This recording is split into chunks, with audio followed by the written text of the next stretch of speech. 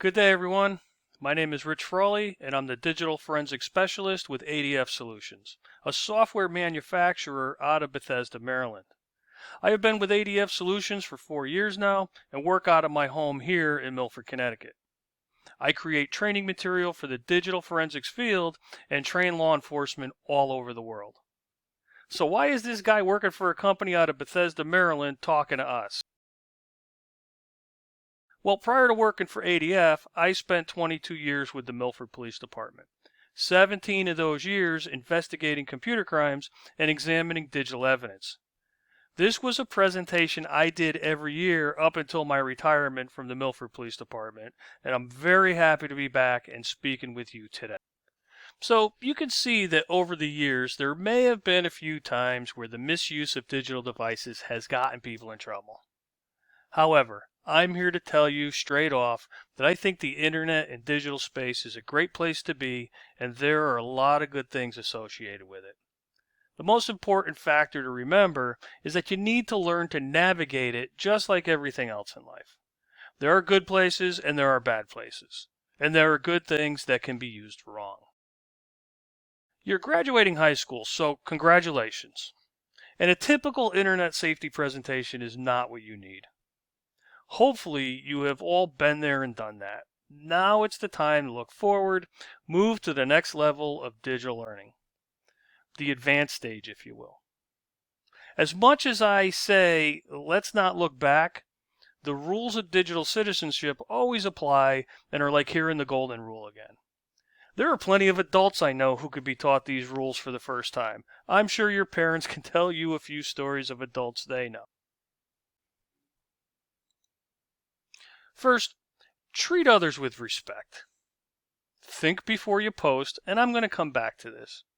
Keep drama off social media, and keep your personally identifying information your own. Do not share. That was simple. Now let's go to the advanced rules. Let's think of your digital identity. Your digital identity consists of the totality of the circumstances. In law, this is a method of analysis where decisions are based on all information instead of any one factor. So, if we take all the information that could be found about you in digital form, this would be your digital identity. You will be judged by this soon if you have not already. Think about it. An application to college was scrutinized and any possible public information was searched for. Future job applications, especially to government or municipal agencies, your digital ID will be required to be looked at and scrutinized. That includes your social media sites. We talked about think before posting. Once you hit enter, it's gone. You never have control over it again. You can't unring a bell, you can't unpee in a pool, and you cannot get anything back after you hit send. Even if you could, you have no idea who saw it or whether it was cached, and that is being saved by the internet. From here on in, sites like LinkedIn will be places that you have to share information about yourself. And it's a great marketing tool and a way to create, supplement, or begin to fix your digital ID. So, what can you do now? Search for yourself. Look up your current digital identity. Search for your full name, first last, last first, nickname. Place your name in quotes. You can see here I have my name up there, Rich Frawley, without quotes. If I search for that, I'm going to find information about the word rich. So rich is in food, rich is in wealthy, the name Rich, and then Frawley, and then those together, and then those apart, or those are separate parts of the page. So you're going to get millions and millions of hits. The thing to do is put it into quotes, but like I said, use it in different ways. I've been known as Rich Frawley, Richard Frawley, Detective Rich Frawley, Detective Richard Frawley. Worked for the Milford Police, so look up my last name with police, my last name with ADF Solutions, officer, all these different things.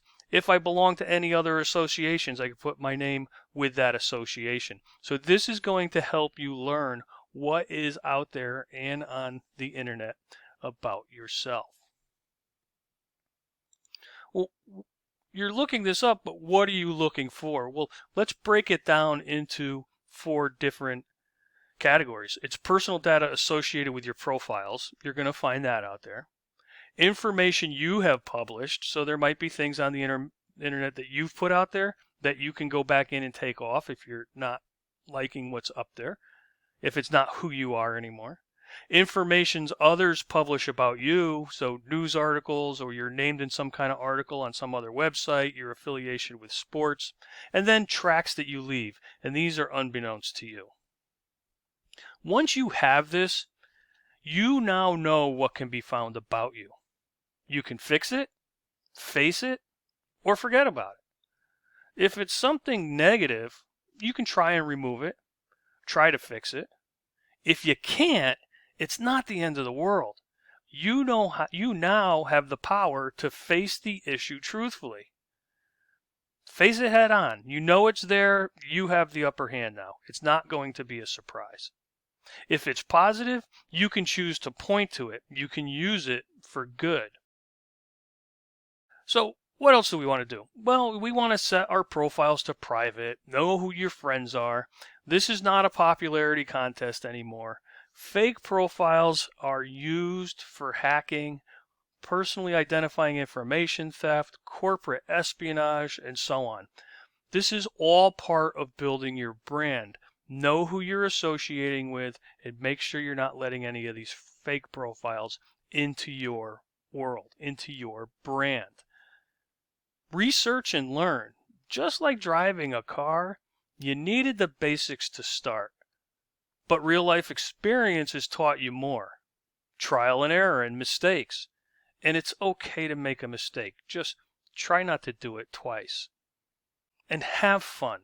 There are plenty of social sites and apps that you will be using. Just use them safe. Think of your identity and where you want it to be. You are building now so you don't have to 10 years from now. All right, and with that, let me wrap up here. I have done a lot of things in my life. I lived my life out of order and realized that I not only needed a career, but I needed to be happy doing it. I didn't start my career until I was 29.